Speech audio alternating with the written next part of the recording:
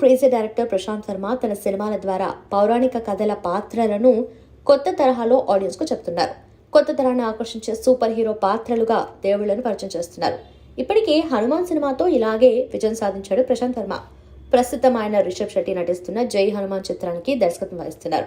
ఇప్పుడు ప్రభాస్ తో కొత్త సినిమా ఒప్పందం కుదుర్చుకున్న ప్రశాంత్ వర్మ పౌరాణిక కథతోనే సూపర్ హీరో తరహా సినిమాను చేయనున్నట్టుగా తెలుస్తుంది. ప్రభాస్ ఇప్పటికే బాహుబలి, కల్కి 28 సినిమాల్లో సూపర్ హీరో లాంటి పాత్రలు పోషించాడు. కానీ ఇప్పుడు ప్రభాస్ పూర్తి స్థాయి సూపర్ హీరో పాత్రను పోషించనున్నాడు. అది కూడా హాలీవుడ్ సూపర్ హీరోల కంటే భిన్నమైన సూపర్ హీరో పాత్రను డార్లింగ్ పోషించనున్నాడని సమాచారం. ఇటీవల ట్విట్టర్లో ఒక సందేశాన్ని పంచుకున్న ప్రశాంత్ వర్మ తాను ఒక పెద్ద నటుడితో ఒక పెద్ద ప్రాజెక్టులో పనిచేస్తున్నారని పేర్కొన్నాడు. సినిమాకు సంబంధించిన పోస్టర్లు ఇప్పటికే సిద్ధంగా ఉన్నాయని, వీలైనంత త్వరగా ప్రకటన చేస్తామని కూడా ఆయన హామీ ఇచ్చారు. విశ్వసనీయ వర్గాల సమాచారం ప్రకారం ప్రశాంత్ వర్మ ప్రభాస్ కోసం కొత్త సినిమా చేస్తున్నాడని, త్వరలోనే ఆ సినిమా గురించి ప్రకటన చేస్తారని సమాచారం.